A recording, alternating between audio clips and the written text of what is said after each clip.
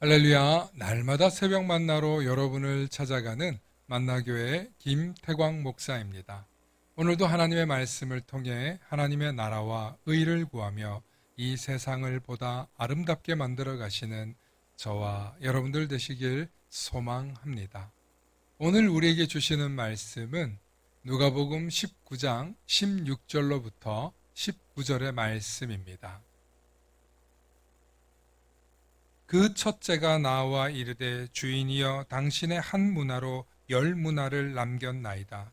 주인이 이르되 잘하였다 착한 종이여 내가 지극히 작은 것에 충성하였으니 10고울 권세를 차지하라 하고 그 둘째가 와서 이르되 주인이여 당신의 한 문화로 5문화를 만들었나이다. 주인이 그에게도 이르되 너도 5고울을 차지하라 하고 아멘.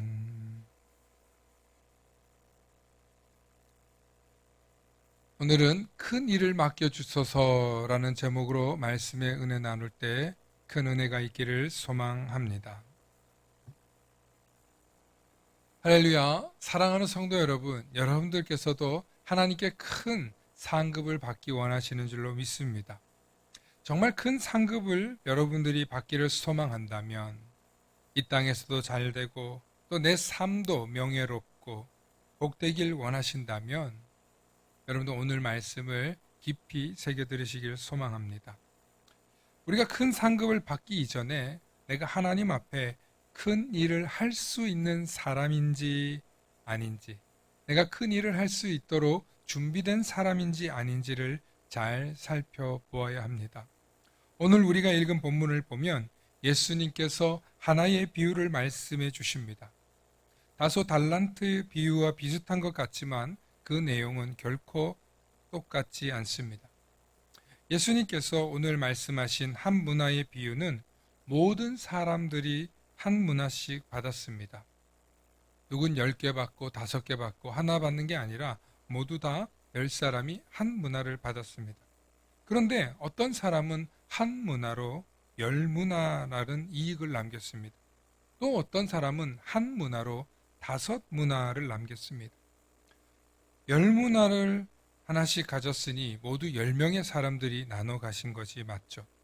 그 중에 10문화를 남긴 사람, 5문화를 남긴 사람 등 10문화를 하나씩 가져서 모두 10명의 사람들이 어떤 이익을 남겼습니다.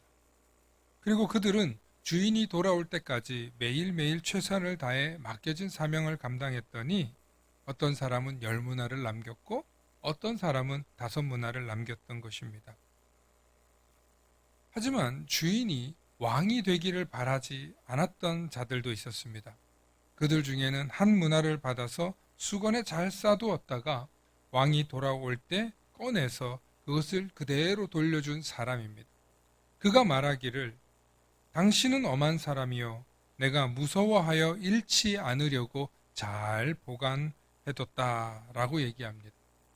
그러자 왕이 되어 돌아온 주인이 이 악한 종아 내가 네 말로 너를 심판하노니 너는 내가 두지 않은 것을 취하고 심지 않은 것을 거두는 엄한 사람인 줄로 알았느냐 하며 어찌 내 돈을 은행에 맡기지 아니하였느냐 그리하였더라면 내가 와서 그 이자와 함께 그 돈을 찾았을 것이다 하며 그에게서 한 문화를 빼앗아 10문화를 가진 자에게 주었습니다.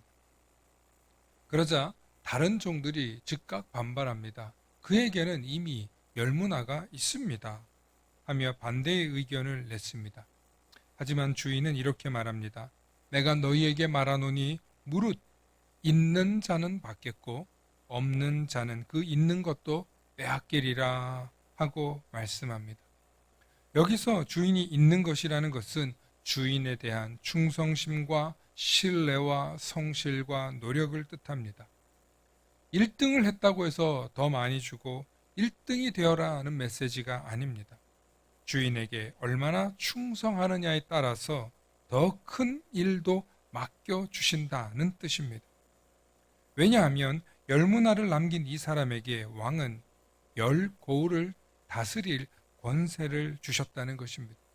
그 이야기는 이 친구는 열 거울을 다스릴 능력과 충성심이 있다고 보았기 때문입니다. 하나님께서 아브라함이 하나님께 절대 충성하는 자였기에 그에게 큰 축복의 비밀과 축복의 길을 열어주신 것이지, 아무렇지 않은 사람에게 하나님께서 축복해 주신 것이 아닙니다. 심지어 아브라함이 다니는 곳곳마다 하나님께서는 축복하셨고 원수들 앞에서 아브라함을 지켜주셨습니다. 왜냐하면 아브라함은 자신의 독생자 이삭까지 바칠 만큼 하나님께 충성스러운 믿음의 사람이었기 때문입니다. 이처럼 아브라함이 하나님을 향한 충성심과 신뢰와 헌신이 다른 누구와도 비교할 수 없을 정도였기 때문에 하나님이 그를 택하여 그에게 축복해 주신 것입니다. 모세도 다윗도 하나님께서 그들의 온전한 충성심을 보았기에 그들을 사용하신 것입니다. 큰 그릇에 많은 것을 담을 수 있듯이 큰 일을 맡을 만한 그릇이 되어야만 하나님께서도 그에게 큰 사명도 맡기신다는 것입니다. 예수님의 12 제자도 사도 바울도 큰 그릇이 되어서야 그들을 사용하였습니다. 그렇게 충성할 수 있는 큰 그릇이 되었기에 큰 일도 맡겨주셨던 것입니다. 다시 말씀드립니다. 큰 상급을 받으려면 큰 일을 해야 합니다. 큰 일을 하려면 하나님께서 큰 일을 맡길 만한 사람이, 그릇이 준비되어야 한다는 뜻입니다. 열무나의 비유는 예수님께서 분명 큰 일을 맡길 만한 사람에게 큰 일도 주신다는 것을 분명히 말씀하고 있는 비유입니다. 그러므로 큰 일을 맡을 만한 사람은 작은 사명에도 충성을 다하고 순종하는 자입니다. 작은 사명에도 충성하지 못하고 순종하지 못하는 자가 어떻게 큰 일을 이룰 수 있겠습니까? 하나님께 크게 충성하지 않는 자가 어떻게 이 세상에서 큰 상급을 받을 수 있겠습니까? 눈에 보이는 물질의 풍요나 세상의 명예에 현혹되지 마십시오. 하나님께서 주시는 큰 상급이 있습니다. 하나님께서 맡겨주실 큰 일이 있습니다. 오늘도 나에게 큰 상급 주실 하나님을 믿고 신뢰하며 내게도 큰 일을 맡겨달라고 기도하고 간구하시는 우리 모든 성도님들 되시길 소망합니다. 샬롬.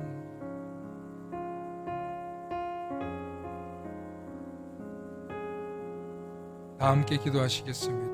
사랑과 은혜가 충만하신 아버지 하나님, 참으로 감사합니다. 주님, 저에게도 큰 일을 맡겨 주시옵소서.